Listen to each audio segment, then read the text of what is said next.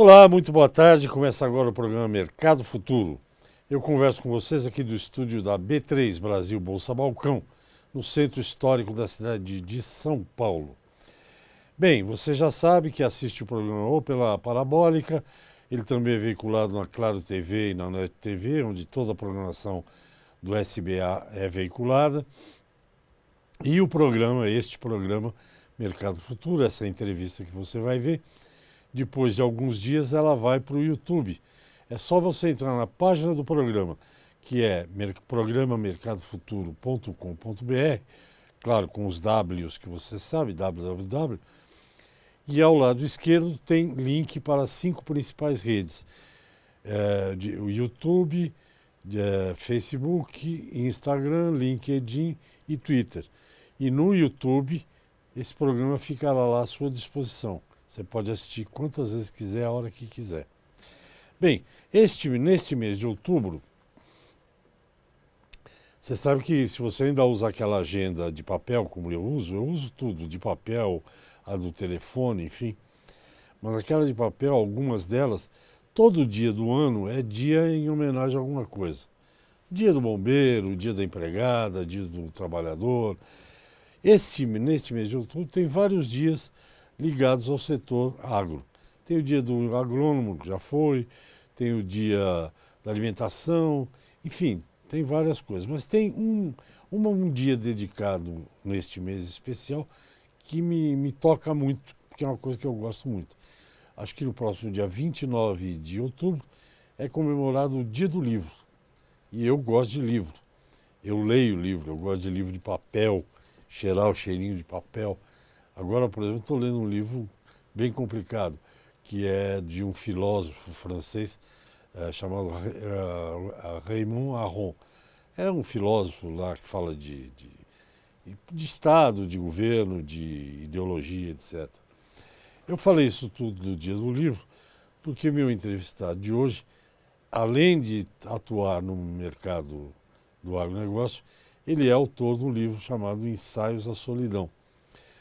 E ontem mesmo eu estava pensando nesse negócio do livro, no meu entrevistado, no livro dele, e eu estava dizendo qual será que foi o livro que mais mexeu comigo, né?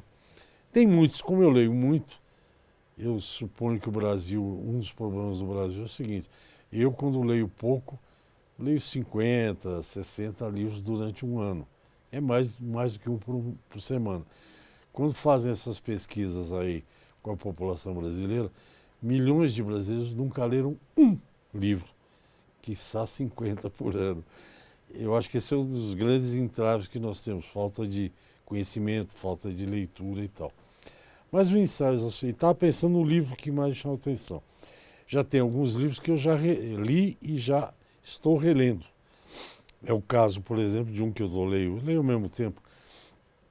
Eu estou relendo agora 100 Anos de Solidão, do Garcia Marques. Estou lendo agora em espanhol, no original. Eu li o primeiro em português. E confesso que o em espanhol agora, eu sei que é uma grande obra, mas está me cansando um pouco, acontece. Mas enfim, o livro que eu reli, só para dar a palavra para o entrevistado, que eu já falei demais, reli recentemente, e eu acho que é o livro que mais mexeu comigo. É um livro que chama-se, em francês, À la recherche du temps perdu, Em Busca do Tempo Perdido, do Proust, Marcel Proust. E essa última edição é uma edição da Globo, são 7 volumes, e alguns traduzidos por grandes escritores brasileiros. Realmente, são 7 livros, mas é um livro que mexeu com a minha alma. O Ensaios à Solidão também mexeu comigo por outros motivos, que a linguagem usada é muito interessante, a história é muito interessante, e quem escreveu está aqui ao meu lado. Vou parar de falar agora. É o Carlos Eduardo Lustosa Florence, eu que tenho mania de falar francês, é diretor executivo da Associação dos Misturadores de Adubos do Brasil, é isso? A AMA. Que livro que mais te impressionou? Boa tarde, muito obrigado pela sua presença. Desculpe eu falar tanto. Já que nós vamos falar de livros, então, efetivamente, você Garcia Marques, 100 Anos de Solidão, é um dos livros básicos, é um livro fundamental, né? Quer dizer, é um livro que você tem que ler e reler e voltar. O Guimarães Rosa, tá certo? Grandes Sertões e Veredas, Sim. é impressionante, né, a qualidade do livro e a história e aquilo que vai te prendendo e tudo. Esse é o do Mundinho, né? Não tem um Mundinho. Como é que... Não é do Mundinho, é o... Já vou lembrar o nome. Eu me escapou também. Efetivamente é um livro que você tem que... Tão bom quanto Solidão e dois estilos completamente diferentes. Né? No Nacional, que é a minha base, a obra que mais me chamou a atenção quando eu era moleque, foi Incidente em Antares, do Érico Veríssimo. Sim. Que é uma obra imperdível. Também. Eu li agora há pouco tempo o Equador também, um livro impressionante. Eu li. Beleza, muito o bom. autor é português. Eu li. E passa em São Tomé, um livro maravilhoso. Formidável. De onde é que você pegou a inspiração? Foi desses escritores Guimarães Rosa? Com certeza. Você não nasce pronto, né? Quer dizer, você se inspira exatamente nesta literatura que vai. Lógico que você não é uma cópia, porque senão a coisa seria, mas os valores, o estilo, a geografia, né? A sociologia dos coisas, é exatamente em cima disso, você não tem como escapar dessas...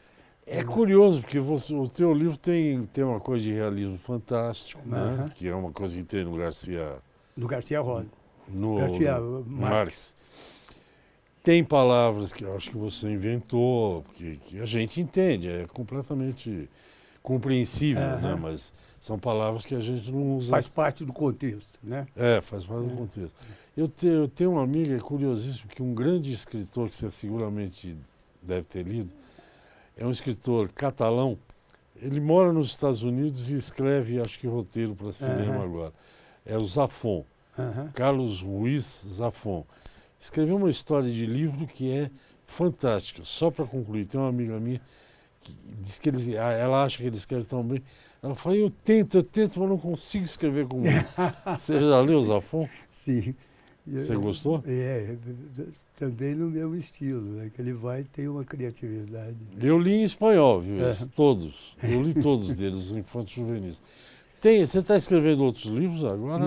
Não. Eu publico uma crônica, tenho um blog, né? Publico uma crônica. Hoje, inclusive, você deve receber uma crônica aí, também um pouco dentro da linha do surrealismo fantástico, mas livro mesmo não. Dá um time aí para as coisas. Bom, nós vamos para o intervalo. O livro do Carlos Florence chama-se Ensaios da Solidão. Eu recomendo, viu, nesse dia do livro, eu recomendo que vocês leiam. É da editora Labrador, seguramente tem site, vocês podem comprar o livro pelo site.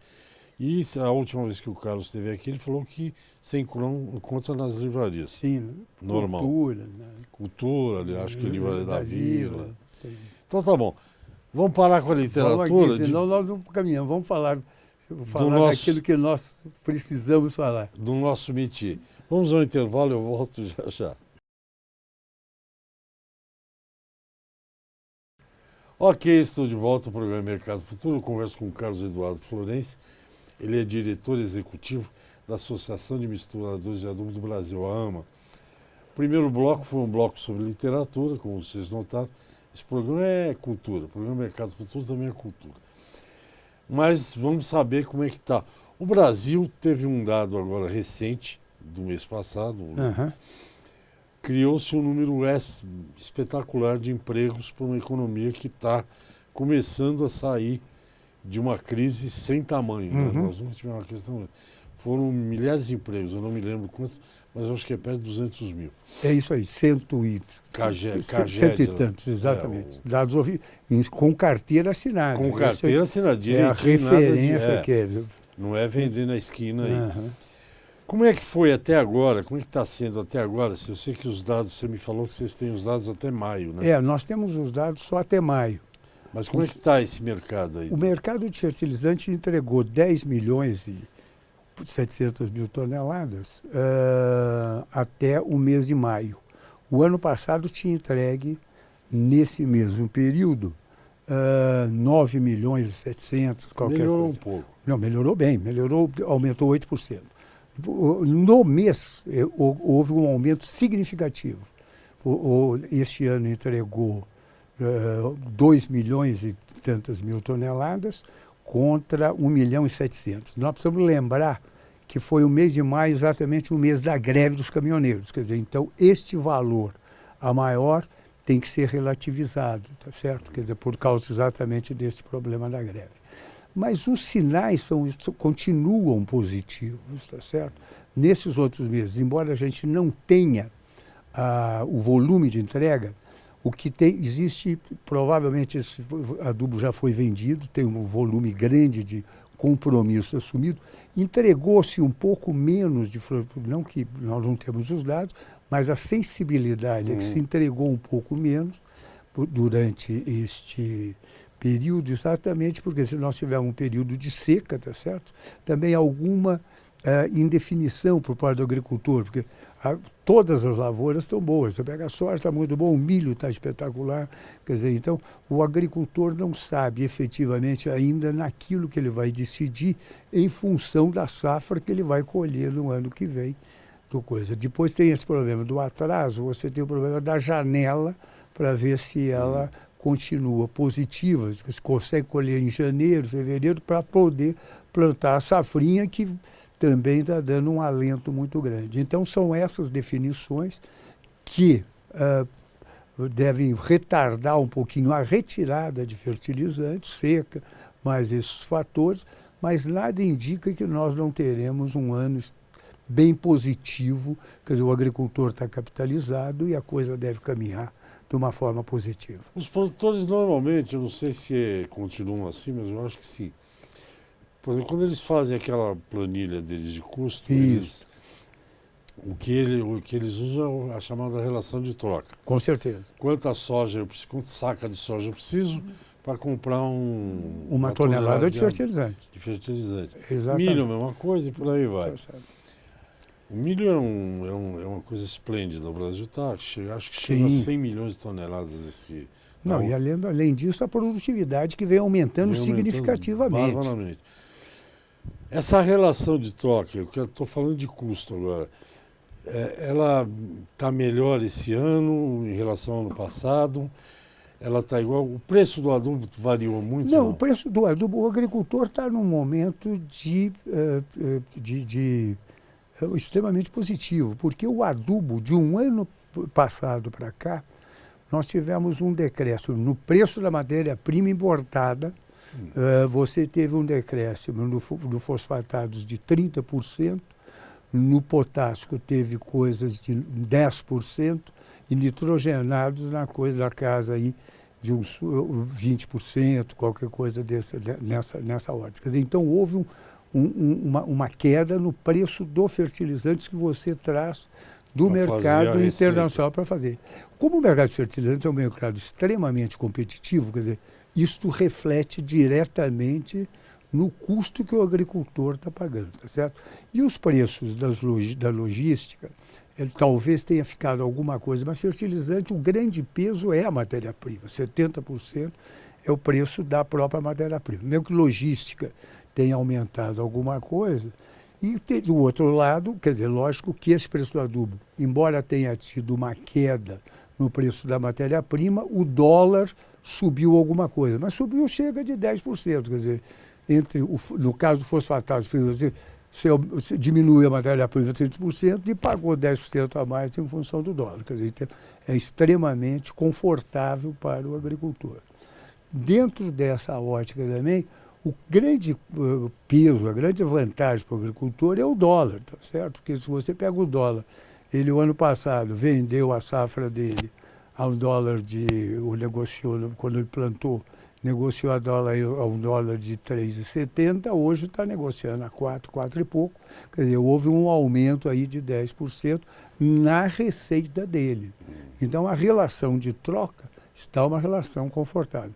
No caso do fertilizantes, como chegou no top do preço baixo, é possível que daqui para frente você assista alguma coisa de um aumento maior. Tem várias fábricas internacionais de fosfato, de potássio principalmente, ou entrando em manutenção, ou até fechando provisoriamente, ou até definitivamente, em função de custos deles de produzirem, tá certo? Então, a oferta de fertilizantes vai diminuir, não é que vai faltar, mas deve diminuir e com isso você provavelmente terá um aumento de preço. Os fosfatados são...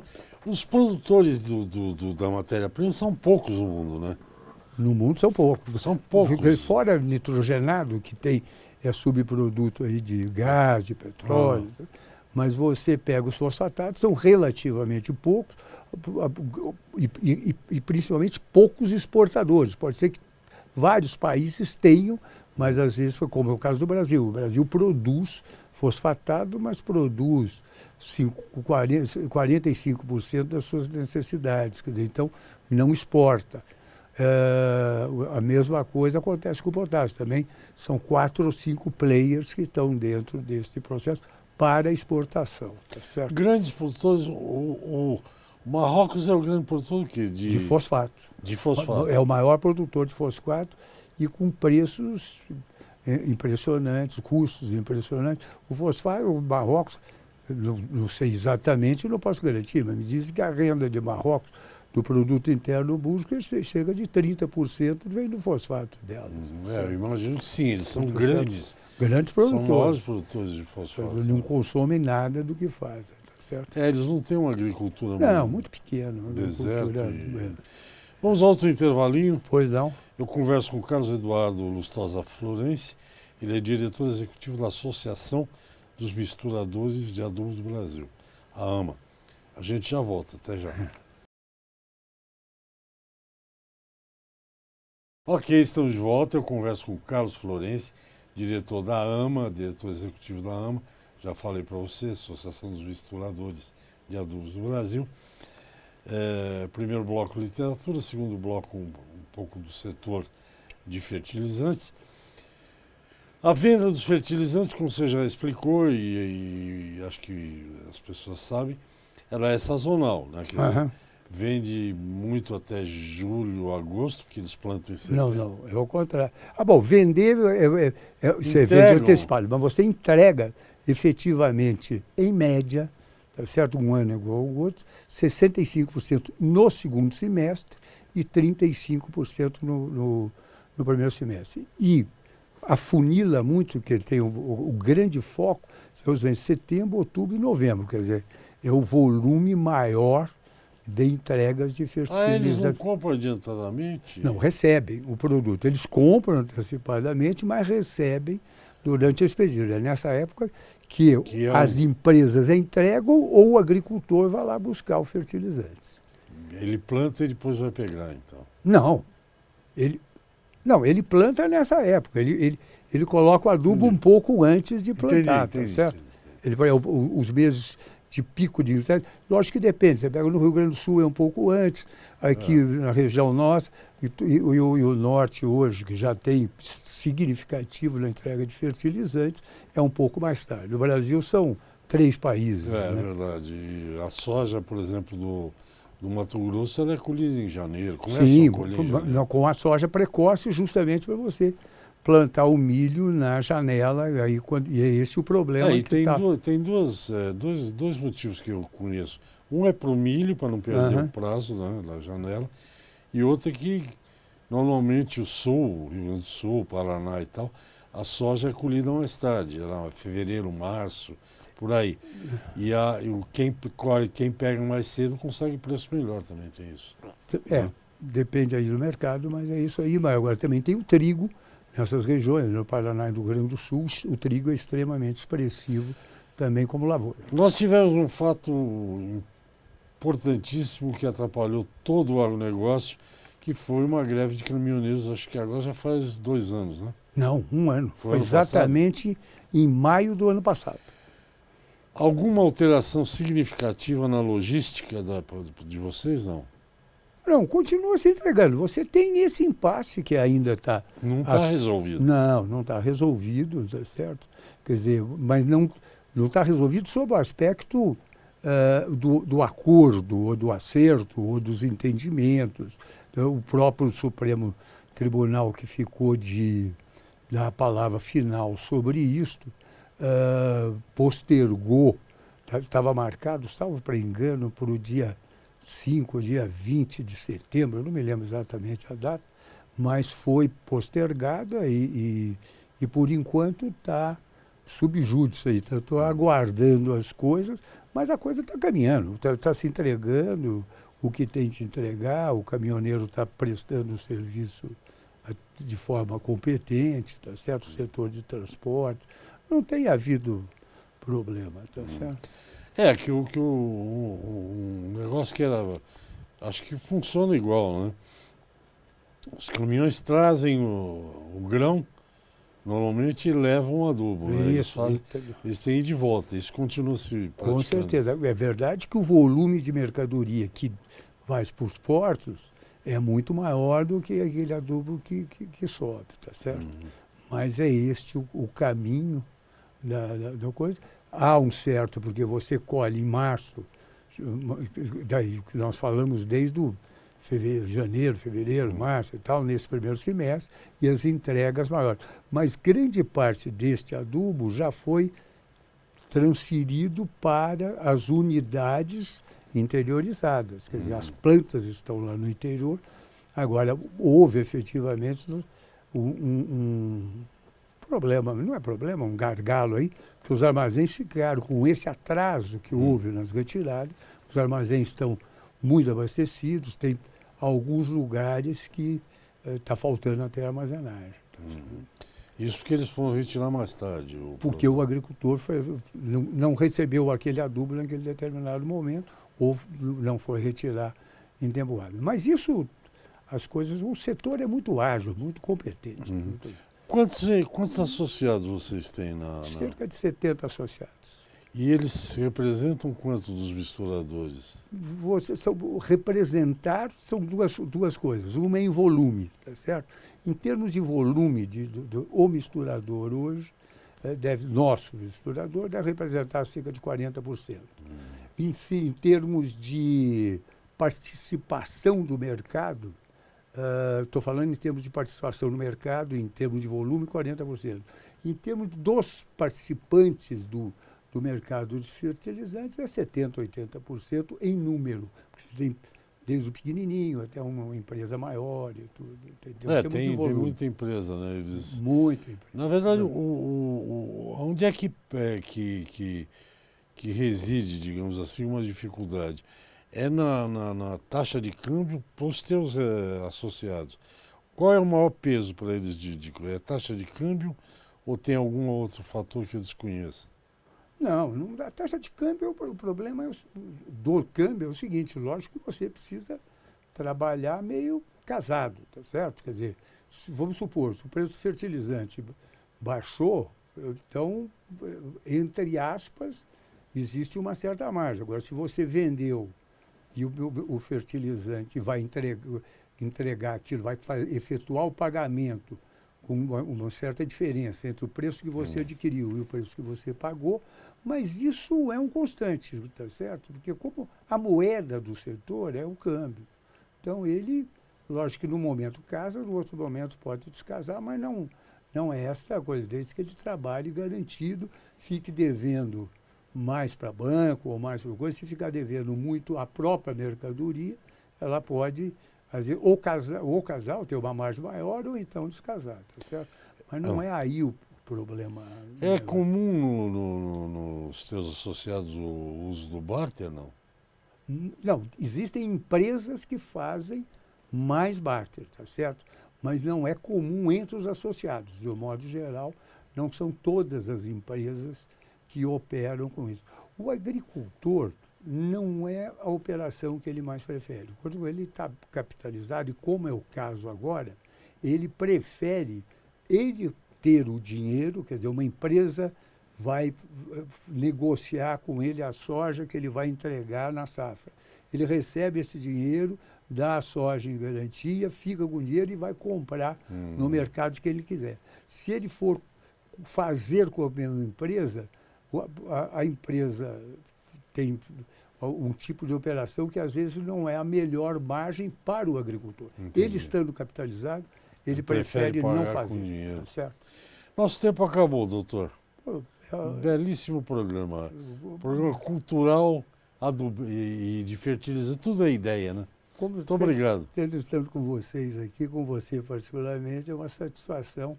Muito obrigado por nos receber aqui mais uma vez. Então, Estamos às ordens. vamos lá. Olha, Dia do Livro, dia 29. Ensaios da Solidão aqui, escrito pelo Carlos Florencio. Vai lá que você não vai se arrepender. Obrigado, Carlos. Até a próxima. Tchau, tchau.